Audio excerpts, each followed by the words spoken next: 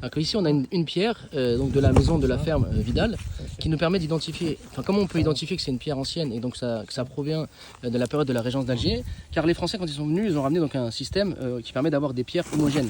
Et là on voit en fait que c'est frappé à la main.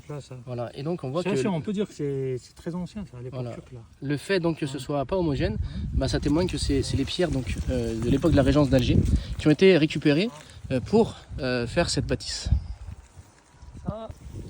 Et à la différence, donc pour arriver à identifier des pierres de l'époque coloniale, donc qui permet de faire la différence entre les pierres de la Régence qui étaient donc artisanales et les pierres coloniales qui étaient faites avec donc des moyens beaucoup plus sophistiqués et donc qui étaient beaucoup plus régulières, on va pouvoir les analyser en regardant donc des pierres qui vont être cette fois-ci homogènes et qui vont témoigner donc qu'elles sont beaucoup plus récentes. C'est très ancien.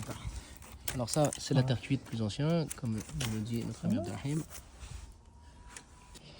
Et donc là, par exemple... C'est très géométrique là. Voilà. Ça c'est colonial. Voilà, ça par contre, c'est colonial. On voit bien donc que ça n'a rien à voir avec C'est très géométrique ça. C'est très homogène là. Ça c'est colonial. Ça. On peut dire même celle-là. Là. Mais les autres, ce sont des pierres très anciennes. Ce sont des pierres de récupération là. Celle-là.